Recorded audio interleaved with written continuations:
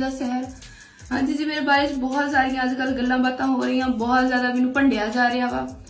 सारी इस बारे मैं डिटेल नाल बनाउण लगी हाँ, सारा डिटेल नाल तुहानूं दसांगी। जिहड़ा बंदा वा उहदी डिटेल भी मैं मैंशन करांगी। जद नाची पैना, जद नंगा ही कर छड्डिया ना ते घुंड ज्यादा। ते हाँ जी जिद्दां ना 3 दिन पहला मैनू पता लग्या ना, ते रात 11 बजे सुबह उस वक्त मैं साइबर क्राइम गई मुल्तान। सवेर तो शाम तक मैं उत्थे रुली, मेरा फुल तावन किया गया, मैनू फुल सपोर्ट किया गया, लेकिन उनके बारे च ना सख्त एक्शन नहीं लिया गया। उत्थे च उनकी डिटेल कड्डी गई, उनकी वो काड़ा की डिटेल कड्डी गई। मैं सारिया उनकी तस्वीरां डिटेल जो उत्थे निकली गई मैं सारी मैंशन कर दिनी है, सही है। ते ओ काड़े दा हैगा कतर विच बैठा। इस तो बाद मैं ना उनके नाल इनकी कुत्ते वर्गी करनी सी ना, उस इंसान दी, उस कुत्ते बगैरत दी इंसान दी कोई मैं उन्हें की कहां। ते उनकी डिटेल्स वगैरह मैं मैंशन करन लगी। जिन्हां ने करना ना वो बेहतर जानदे उन्हां ने करना की आ। ओ काड़े दा हैगा कतर विच जाके बैठा हैगा वा, आर्मी च है सी, उथों भी निकल गया। ते उहदे नाल गल होई, उन्हां दी साइबर क्राइम वालियां ने डिटेल कड्डी, उहदे नाल गल होई। वो कहंदा मैं एडिट जरूर कीती है लेकिन मैं अपलोड नहीं कीती हैगी। ते ना बाकी जिहड़ा ना मैं अपनी मेहनत की, मैं अपनी मेहनत नाल कामयाब हुई। 2017 दी मैं लगी हुई हां। हुण तुसीं खुद देख लो कि सन किहड़ा जा रहा। मैं इन्नी मेहनत की, कुत्ते बिल्ले बकवास मारन दे हैगे आ। जेडे सपोर्ट करन दे उन्हां लई जी बहुत ज्यादा रिस्पैक्ट इज्जत जी, उन्हां दा बहुत बहुत ज्यादा शुक्रिया। बाकी जी अगर मैं कामयाब होना हुंदा ना ते मैं कदों दा मैं इदी कामयाब हो जाना सीगा। मैं अपनी मेहनत की, अपनी मेहनत दी रोजी रोटी मैं मेहनत दी खादी। मैं इदां दी नहीं हैगी जिद्दां दी हैगी तुहाडे सामने आ। मेरे फुल सपोर्ट किया जाए।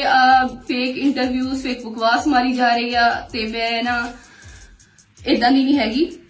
बाकी जी मेरा यह कसूर सीगा कि मैनू फुल ब्लैकमेल किया गया।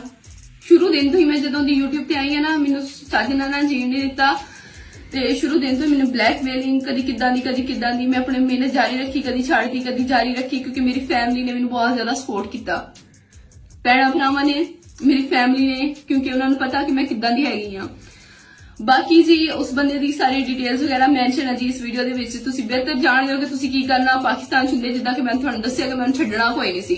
हुण जे नैक्सट बंदा कोई मेरी वीडियो मेरा लिंक कुछ भी लगाउंदा ना ते नैक्सट वीडियो उन्हां दी होएगी कोई बकवास मारदा ना फेक जी। अलीजा फिल्मां विच जी आउणा चाहुंदी सी, ओनूं मशहूर होने दा बहुत शौक सीगा।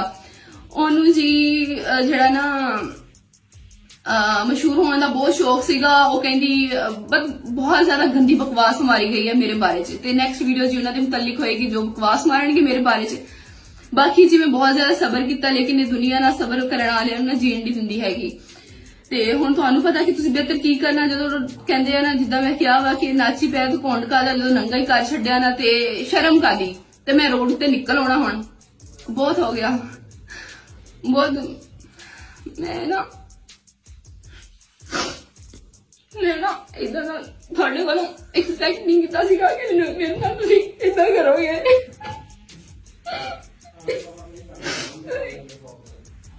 तुसीं सारिआं ने मेरे नाल बहुत प्यारी कीती। अल्लाह पुछना ना, अल्लाह बेहतर जानदा मैं किदां दी हां।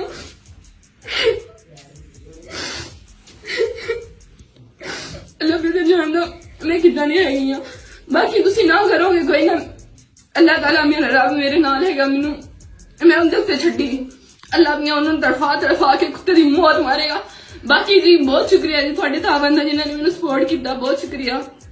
बाकी जी बहुत शुक्रिया जी, अल्लाह हाफिज।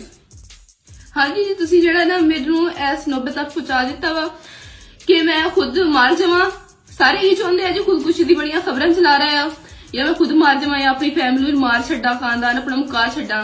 लेकिन मैं जो हैगी हां तुहाडे सामने आ, मैं जी इदां दी नहीं हैगी ते मैं डट के मुकाबला करांगी। ते बाकी जी मैनूं ना तुहाडे तो बहुत ज्यादा उम्मीदां है कि मैनूं फुल सपोर्ट करो ते हेल्प करो, मेरी रिपोर्ट करो जो भी लग रही है ना कि उन्होंने शेयर करो, फुल रिपोर्ट करो ते मेरे नाल ना खड़े हो, मेरा साथ दो जी। बहुत शुक्रिया जी।